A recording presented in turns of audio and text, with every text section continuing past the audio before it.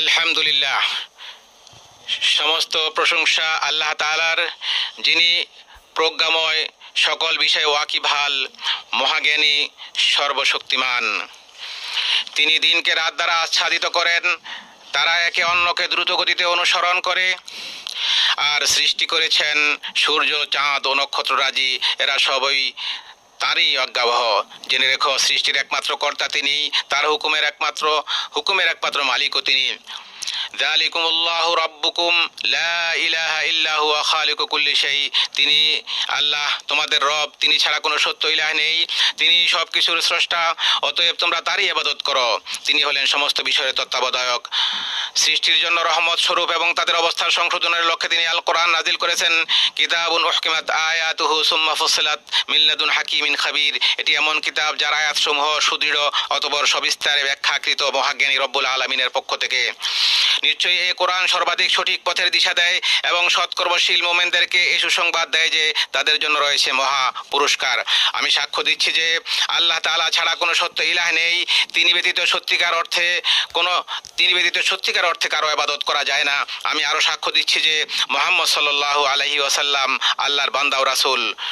মানুষের প্রতি আল্লাহর অনুগ্রহ সমূহের মধ্যে অন্যতম হলো তিনি তাদের কাছে মুহাম্মদ সাল্লাল্লাহু আলাইহি ওয়াসাল্লামকে প্রেরণ করেছেন মানব জাতিকে কল্যাণের পথে, এবং যার মাধ্যমে তাদের প্রতি আল্লাহর রহমত নাজিল হবে সে বিষয়ের প্রতি আহ্বান করার জন্য। আল্লাহ তাআলা বলেন, ও রহমতি ওয়াসিআত কুল্লা শাই, আমার দয়া অনুগ্রহ প্রতিটি বস্তুকেই পরিব্যাপ্ত করে রয়েছে। সুতরাং যারা তাকওয়া অবলম্বন করে, যাকাত দেয় ও আমার আয়াতসমূহের প্রতি ঈমান আনে, তাদের জন্য অচিরেই আমি আমার এই অনুগ্রহ অবধারিত করব। যারা অনুসরণ করে রাসূলের, যিনি উম্মি নবী, যার উল্লেখ তারা তাদের কাছে তাওরাত ও ইনজিলে লিপিবদ্ধ পায়, যিনি তাদেরকে সৎ কাজের আদেশ দেন, অসৎ কাজ থেকে নিষেধ করেন, তাদের জন্য পবিত্র বস্তু হালাল করেন এবং অপবিত্র বস্তু হারাম করেন, আর তাদেরকে তাদের গুরুভাব ও শৃঙ্খল হতে মুক্ত করেন যা তাদের উপর ছিল।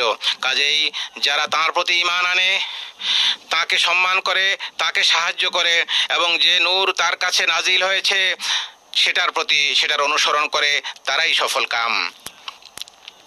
বলুন হে মানুষ, নিশ্চয়ই আমি তোমাদের সবার প্রতি প্রেরিত আল্লাহ রাসূল, যিনি আসমান সমূহ ও জমিনের সার্বভৌমত্বের অধিকারী। তিনি ছাড়া কোনো সত্য ইলাহ নেই, তিনি জীবিত করেন ও মৃত্যু দান করেন। কাজেই তোমরা ঈমান আনো আল্লাহর প্রতি ও তার রাসূল উম্মি নবীর প্রতি, যিনি আল্লাহ ও তার বাণীসমূহে ঈমান রাখেন, আর তোমরা তার অনুসরণ করো যাতে তোমরা হিদায়াত প্রাপ্ত হও। আল্লাহ আযজা ওয়া জাল্লা তাঁর উপর, তাঁর পরিবার পরিজন, সাহাবায়ে কেরাম ও তার অনুসারীদের উপর সালাত ও সালাম নাজিল করুন। আম্মা বাদ, ইয়া আইয়ুহান নাস ইত্তাকু রাব্বাকুম, হে মানুষ, তোমরা তোমাদের রবের তাকওয়া অবলম্বন করো এবং ভয় করো সেই দিনকে যখন কোনো পিতা তার সন্তানের পক্ষ থেকে কিছু আদায় করবে না, অনুরূপ কোনো সন্তান সেও তার পিতার পক্ষ থেকে আদায়কারী হবে না। নিশ্চয়ই আল্লাহর প্রতিশ্রুতি সত্য। কাজেই দুনিয়ার জীবন যেন তোমাদেরকে কিছুতেই প্রতারিত না করে এবং মহাপ্রবঞ্চক শয়তান যেন তোমাদেরকে কিছুতেই আল্লাহ সম্পর্কে প্রবঞ্চিত না করে। কারণ যে ব্যক্তি তাকওয়ার অধিকারী হয় সে দুনিয়া ও আখিরাতের উত্তম পরিণাম এবং নিশ্চিত বিজয় লাভ করে। আল্লাহ সুবহানাহু ওয়া তাআলা বলেন, আর যারা তাকওয়া অবলম্বন করেছে আল্লাহ তাদেরকে উদ্ধার করবেন তাদের সাফল্য সহ, তাদেরকে অমঙ্গল স্পর্শ করবে না এবং তারা চিন্তিত হবে না। আল্লাহ বলেন, ওয়া মাইয়াত্তাকিল্লাহ ইয়াজআল লাহু মাখরাজা, আর যে কেউ আল্লাহর তাকওয়া অবলম্বন করে আল্লাহ তার জন্য উত্তরণের পথ বের করে দেন এবং তিনি তাকে তার ধারণাতে তুষ্ট হতে রিজিক দান করেন। আর যে ব্যক্তি আল্লাহর উপর তাওয়াক্কুল করে তার জন্য আল্লাহই যথেষ্ট। ওয়া মাইয়াত্তাকিল্লাহ ইয়াজআল লাহু মিন আমরিহি ইউসরা, আর যে আল্লাহকে ভয় করে আল্লাহ তার জন্য তার কাজকে সহজ করে দেন। আর যে আল্লাহকে ভয় করে তিনি তার পাপসমূহ মোচন করবেন এবং তাকে দেবেন মহাপুরস্কার। আল্লাহ ভীতির অপরিহার্য বিষয়গুলোর মধ্যে রয়েছে বান্দা একমাত্র আল্লাহর ইবাদত করবে, অন্য কারো ইবাদত করবে না। আল্লাহ তাআলা বলেছেন, ইনিল হুকমু ইল্লা লিল্লাহ, বিধান দেওয়ার অধিকার শুধু আল্লাহ তাআলারই। তিনি নির্দেশ দিয়েছেন শুধু তাকে ছাড়া অন্য কারো ইবাদত করা যাবে না। এটাই শাশ্বত দিন, কিন্তু অধিকাংশ মানুষ তা জানে না। ইয়া আইয়ুহান নাসু উবুদু রাব্বাকুমুল্লাযী খালাকাকুম ইলা আখিরিল আয়া, হে মানুষ, তোমরা তোমাদের সেই রবের ইবাদত করো যিনি তোমাদেরকে এবং তোমাদের পূর্ববর্তীদেরকে সৃষ্টি করেছেন যাতে তোমরা তাকওয়ার অধিকারী হতে পারো। পারো। আর এটাই হলো তাওহীদের সাক্ষ্য, লা ইলাহা ইল্লাল্লাহ তথা আল্লাহ ছাড়া প্রকৃত কোনো ইলাহ নেই, এই কথার মর্মার্থ, যা দিন ইসলামের নিদর্শন ও সাফল্যের চাবিকাঠি। আল্লাহ তাআলা বলেন, ওয়া ইলাহুকুম ইলাহুন ওয়াহিদ লা ইলাহা ইল্লা হুয়ার রহমানুর রহিম। আর তোমাদের ইলাহ এক আল্লাহ, তিনি ছাড়া অন্য কোনো সত্য ইলাহ নেই। ওয়াল্লাযী ইউসাউবিরুকুম ফিল আরহামি কাইফা ইয়াশা। তিনি মাতৃগর্ভে যেভাবে ইচ্ছা তোমাদের আকৃতি গঠন করেছেন, তিনি ছাড়া অন্য কোনো সত্য ইলাহ নেই। তাওহীদের সাক্ষ্যের সাথে রিসালাতের সাক্ষ্য অন্তর্ভুক্ত হয়, কারণ মুহাম্মদ সাল্লাল্লাহু আলাইহি ওয়াসাল্লাম নিশ্চিতভাবেই আল্লাহ রাসূল। আল্লাহ তাআলা বলেছেন, মা কানা মুহাম্মাদুন আবা আহাদিম মির রিজালিকুম ওয়ালাকিন রাসূলুল্লাহি ওয়া খাতামান নবিয়্যিন। মুহাম্মদ তোমাদের মধ্যে কোনো পুরুষের পিতা নন, বরং তিনি আল্লাহর রাসূল এবং শেষ নবী। আল্লাহ সবকিছু সম্পর্কে জানেন। আর এ দুটো শাহাদাত বা সাক্ষ্য ইসলামের রোকন সমূহের মধ্যে সর্বপ্রথম রোকন বা স্তম্ভ। ইসলামের রোকন সমূহের মধ্যে আরো রয়েছে 5 ওয়াক্ত সালাত কায়েম করা, যেমন আল্লাহ তাআলা বলেছেন, ওয়াকিমিস সালাহ ইন্নাস সালাতা তানহা আনিল ফাহশাই ওয়াল মুনকার। এবং সালাত কায়েম করুন, নিশ্চয়ই সালাত বিরত রাখে অশ্লীল ও মন্দ কাজ থেকে, আর আল্লাহর স্মরণই সর্বশ্রেষ্ঠ। তোমরা যা করো আল্লাহ তা জানেন। ইসলামের আরেকটি রোকন হলো যাকাত আদায় করা, যেমনটি আল্লাহ বলেছেন, খুয মিন আমওয়ালিহিম সাদাকা। আপনি তাদের সম্পদ থেকে সাদাকা গ্রহণ করুন, এর দ্বারা আপনি তাদেরকে পবিত্র ও পরিশোধিত করবেন এবং তাদের জন্য দোয়া করুন। আল্লাহ তাআলা রমাদানের রোজাকে ফরজ করেছেন, এটি ইসলামের একটি রোকন। আল্লাহ তাআলা বলেছেন, শাহরু রমাদান আল্লাযী উনজিলা ফীহিল কুরআন হুদাল লিন-নাস। রমাদানই হলো সেই মাস যাতে কোরআন নাজিল করা হয়েছে, যা মানুষের জন্য হেদায়েত এবং সুপথের উজ্জ্বল নিদর্শন এবং হক ও বাতিলের মধ্যে পার্থক্য নির্ণয়কারী। কাজেই তোমাদের মধ্যে যে ব্যক্তি এই মাস পাবে, সে যেন এ সময় সিয়াম পালন করে। আর যার সক্ষমতা রয়েছে তার জন্য হজ পালন করা, হজ আদায় করা ইসলামের আরেকটি রোকন। আল্লাহ তাআলা বলেছেন, ওয়াযিন ফিন নাসি বিল হজ্জি ইয়াতুকা রিজালান ওয়া আলা কুল্লি দামিরিন ইয়াতিনা মিন কুল্লি ফাজ্জিন আমিক। আর মানুষের কাছে হজের ঘোষণা করে দিন, তারা আপনার কাছে আসবে পায়ে হেঁটে এবং সব ধরনের ক্ষীণকায় ক্ষিপ্রগতির উটের পিঠে চড়ে। তারা আসবে দূর দূরান্তের পথ অতিক্রম করে। নবী সাল্লাল্লাহু আলাইহি ওয়াসাল্লাম বলেছেন, আল ইসলামু আন তাশহাদা আল্লা ইলাহা ইল্লাল্লাহ ওয়া আন্না মুহাম্মাদুর রাসূলুল্লাহ। ইসলাম হচ্ছে তুমি সাক্ষ্য দিবে যে আল্লাহ ছাড়া প্রকৃতপক্ষে কোনো ইলাহ নেই এবং মুহাম্মদ সাল্লাল্লাহু আলাইহি ওয়াসাল্লাম আল্লাহর রাসূল। তুমি সালাত কায়েম করবে, যাকাত দিবে, যাকাত আদায় করবে, রমাদানের সওম পালন করবে এবং পথ অতিক্রম করার সামর্থ্য থাকলে বাইতুল্লাহর হজ করবে। আর ঈমান এই যে তুমি আল্লাহ, তার ফেরেশতাকুল, তার কিতাবসমূহ, তার প্রেরিত নবীগণ এবং শেষ দিনের উপর ঈমান আনবে এবং তাকদীর ও এর ভালো মন্দের প্রতি ঈমান রাখবে। আর ইহসান এই যে তুমি এমনভাবে আল্লাহর ইবাদত করবে যেন আল্লাহকে দেখছো, যদি তাকে দেখতে না পাও তাহলে তিনি তোমাকে দেখছেন, এই অনুভূতি পোষণ করবে। হে মুমিনগণ, এ হলো আল্লাহর দ্বীন ও শরিয়া, যা তিনি সৃষ্টিকুলের জন্য নির্বাচন করেছেন, যার মাধ্যমে তিনি তাদেরকে রহমতের চাদরে ঢেকে দিয়েছেন। ফলে এটি তাদের জন্য নানাবিধ কল্যাণ, উপকার ও শান্তি নিয়ে এসেছে এবং বিভিন্ন অকল্যাণ ও অনিষ্টকর বিষয় দূর করেছে। আরাফা দিবসে এই জন্যই রাসূল সাল্লাল্লাহু আলাইহি ওয়াসাল্লামের উপর আল্লাহর এই বাণী নাজিল হয়েছে, আল ইয়াউমা আকমালতু লাকুম দীনাকুম ওয়া আতমামতু আলাইকুম নি'মাতি ওয়া রাদিতু লাকুমুল ইসলামা দীনা। আর আমি আজকে তোমাদের জন্য তোমাদের দিনকে পরিপূর্ণ করে দিলাম, তোমাদের উপর আমার নিয়ামত সম্পাদন করলাম এবং ধর্ম হিসেবে তোমার জন্য ইসলামকেই মনোনীত করলাম। আর নবী সাল্লাল্লাহু আলাইহি ওয়াসাল্লাম সম্পর্কে আল্লাহ বলেন, ওমা আরসালনাকা ইল্লা রাহমাতাল লিল আলামিন। আমি আপনাকে জগৎ সমূহের জন্য রহমত স্বরূপ প্রেরণ করেছি। এই পরিষ্কার অবস্থান থেকে বরকতময় ইসলামী শরিয়া কল্যাণ অর্জন ও তা বৃদ্ধি করা এবং অকল্যাণ দূরীকরণ ও তারাশ করার বিষয়টি নিয়ে এসেছে। পাশাপাশি এই সিদ্ধান্ত দিয়েছে যে অকল্যাণ প্রতিহত করা কল্যাণ নিয়ে আসার চাইতেও অগ্রগামী। একইভাবে ছোট কল্যাণ ছেড়ে দিয়ে হলেও বড় কল্যাণ অর্জন করা এবং বড় ক্ষতি রোধ করার নিমিত্তে ছোট ক্ষতি মেনে নেয়ার মূলনীতি নিয়ে এসেছে ইসলাম। একসাথে একাধিক বিষয়ের সম্মুখীন হলে সবচাইতে বড় কল্যাণ এবং সবচেয়ে ছোট ক্ষতিটি গ্রহণ করার নির্দেশ দিয়েছে ইসলাম। এইভাবে ইসলামী শরিয়া এ ব্যাপারে গুরুত্ব আরোপ করেছে যে একটি ক্ষতি দূর করতে গিয়ে আরেকটি ক্ষতি করা যাবে না। যেমন হাদিসে এসেছে, লা দরারা ওয়ালা দরার, ক্ষতি করাও যাবে না আর ক্ষতিগ্রস্ত হওয়াও যাবে না। সুতরাং যথাসম্ভব ক্ষতি রোধ করতে হবে। এ প্রসঙ্গে ইসলামী শরিয়া এসব বিষয় নিয়ে এসেছে যা জীবনকে সমৃদ্ধ করবে এবং যার দ্বারা উন্নতি অর্জিত হবে। আমাদের শরিয়া অন্যকে ক্ষতি করা থেকে অথবা কারো প্রতি কষ্ট পৌঁছানো থেকে নিষেধ করেছে। পাশাপাশি আদেশ দিয়েছে ন্যায় নীতি, উত্তম চরিত্র, পিতামাতার প্রতি সদাচরণ, আত্মীয়তার সম্পর্ক রক্ষা করা, সত্য কথা বলা, অধিকার সংরক্ষণের সাথে সাথে হকদারের নিকট আমানত পৌঁছে দেওয়া, আমানত আদায় করা, চুক্তি ও প্রতিশ্রুতি রক্ষা করা এবং শাসকের কথা শোনা ও তাদের আনুগত্য করা ইত্যাদি বিষয়ের যেমনটি আল্লাহ তাআলা বলেছেন, ইন্নাল্লাহা ইয়ামুরু বিল আদলি ওয়াল ইহসান ওয়া ইতাই যিল কুরবা ওয়া ইয়ানহা আনিল ফাহশাই ওয়াল মুনকার। নিশ্চয়ই আল্লাহ ন্যায় নীতি বজায় রাখা, সদাচরণ করা ও নিকটাত্মীয়দের দান করার আদেশ দিয়েছেন এবং অশ্লীলতা, অন্যায় কাজ ও অবাধ্যতা থেকে নিষেধ করেছেন। তিনি তোমাদেরকে উপদেশ দেন যাতে তোমরা উপদেশ গ্রহণ করতে পারো। আল্লাহ তোমাদেরকে আদেশ করেছেন অধিকারীর নিকট আমানত পৌঁছে দিতে, আর যখন তোমরা মানুষের মাঝে বিচার করবে তখন ন্যায় ইনসাফের সাথে বিচার করবে। আল্লাহ তোমাদেরকে কত চমৎকার উপদেশ দেন। নিশ্চয়ই আল্লাহ সর্বশ্রোতা ও সর্বদ্রষ্টা। হে ঈমানদারগণ, তোমরা আল্লাহ ও তার রাসূল এবং তোমাদের দায়িত্বশীলদের অনুসরণ করো, অথবা যদি তোমরা কোনো বিষয়ে বিবাদে লিপ্ত হয়ে পড়ো, সেক্ষেত্রে আল্লাহ ও পরকালে বিশ্বাসী হয়ে থাকলে বিষয়টি আল্লাহ এবং রাসূলের উপর ন্যস্ত করো।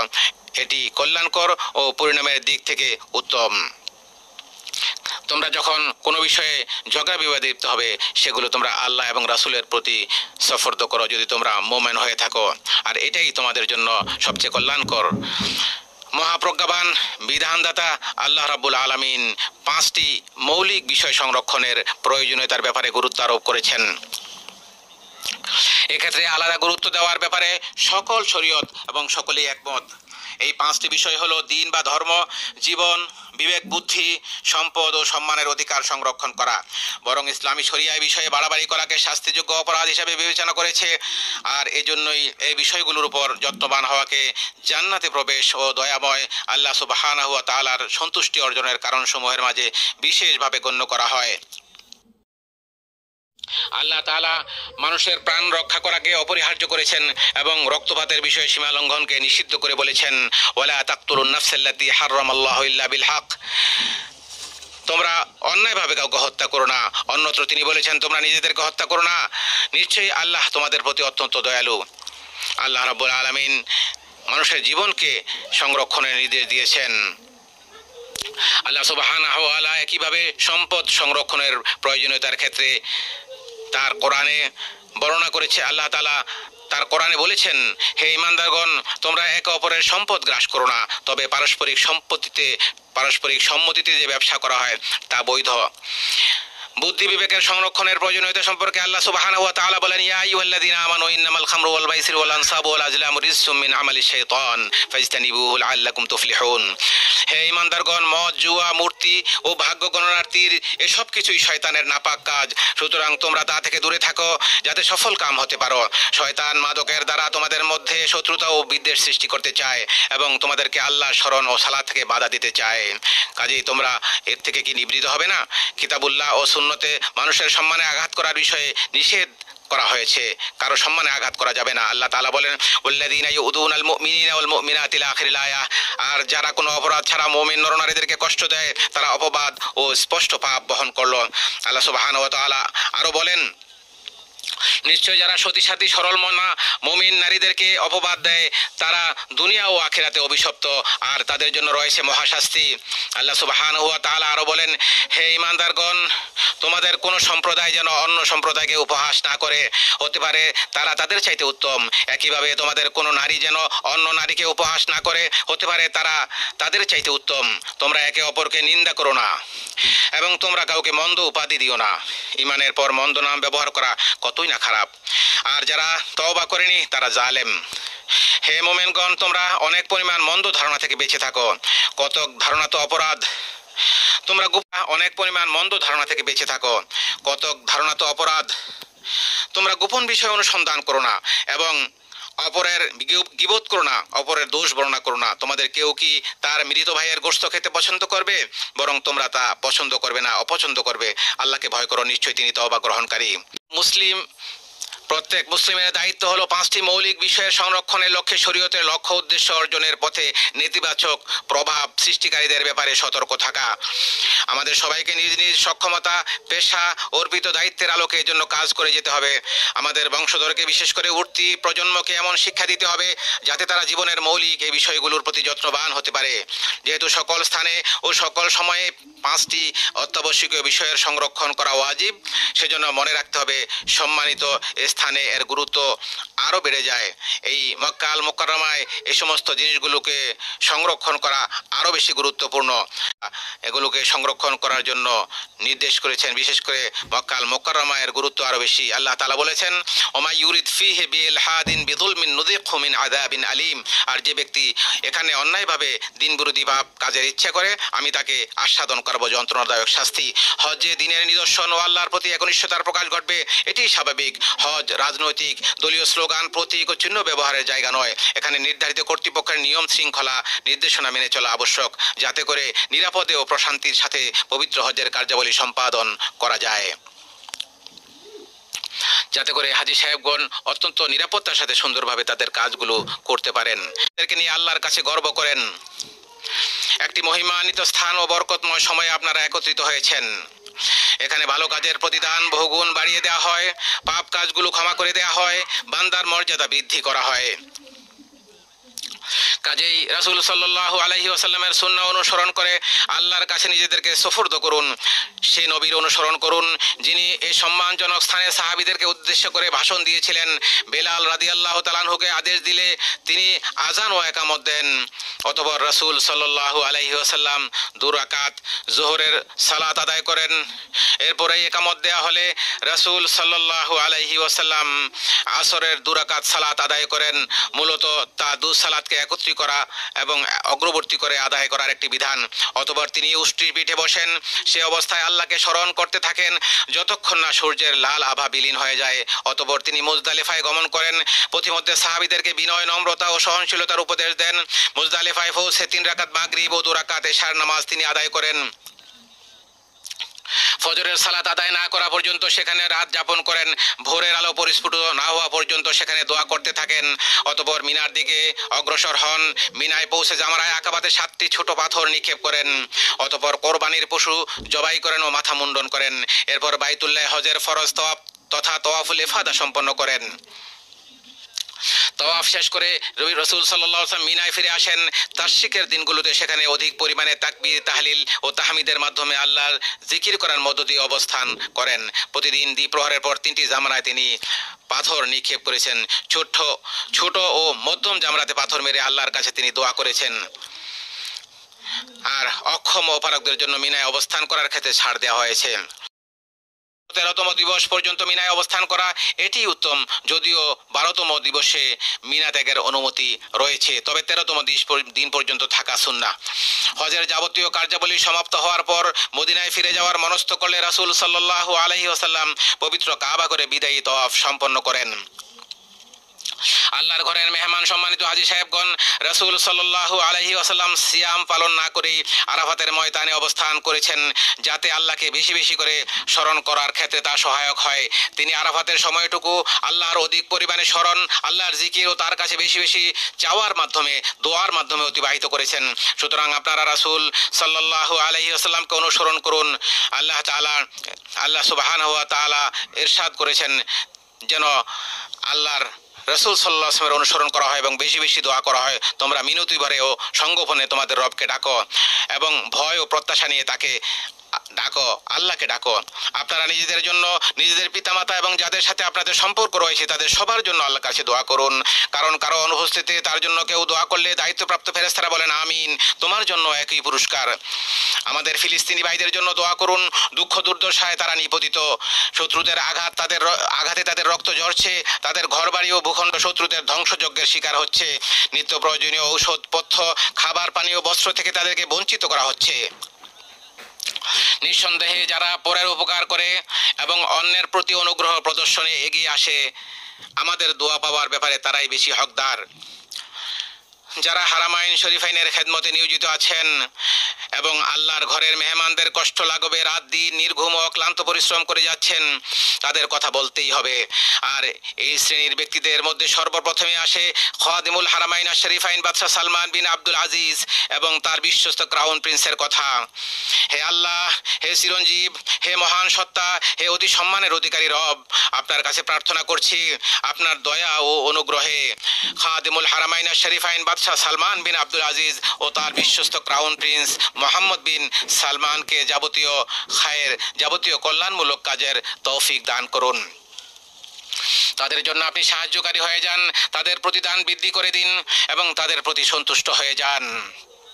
তাদের খেদমতগুলোকে কবুল করে নিয়ে তাদেরকে জাযায়ে খায়ের দান করুন। তারা ইসলাম এবং মুসলমানদের খেদমত করছে, আল্লাহ তাদের সওয়াবকে আপনি বাড়িয়ে দিন, তাদেরকে ক্ষমা করে দিন।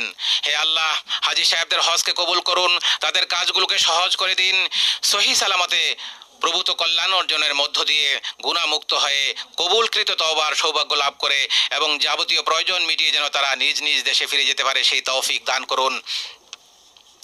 হে আল্লাহ, সকল মুসলিম ও মুমিন নরনারীকে ক্ষমা করুন, সকল অনিষ্ট থেকে তাদেরকে রক্ষা করুন, তাদের দিন ও নিরাপত্তাকে, তাদের রক্ত ও সম্পদকে, তাদের বিবেক বুদ্ধি ও মান সম্মানকে হেফাজত করুন, তাদের জন্য কল্যাণের ফয়সালা করুন, যাবতীয় অনুষ্ঠতা ও মন্দ বিষয় থেকে তাদেরকে দূরে রাখুন, তাদের অন্তরকে পরিশুদ্ধ করুন, তাদের ভূখণ্ডকে নিরাপদে রাখুন, অভাব থেকে তাদেরকে মুক্ত করুন, তাদের সকল বিষয়ের দায়িত্ব গ্রহণ করুন। সুবহান রব্বিকা। হে আল্লাহ, আপনি মুসলমানদের অন্তরসমূহকে সংশোধন করুন। আল্লাহ, মুসলমানদেরকে, মুমিনদেরকে তাদের দেশে আপনি নিরাপদে রাখুন, তাদের রিজিকে বরকত দান করুন এবং তাদের সমস্ত বিষয়গুলোর আপনি দায়িত্ব গ্রহণ করুন। সুবহান রব্বিকা রব্বিল ইজ্জাতি আম্মা ইয়াসিফুন ওয়া সালামুন আলাল মুরসালিন ওয়ালহামদুলিল্লাহি রব্বিল আলামিন। আমিন বিরহমাতিকা ইয়া আরহামার রাহিমিন।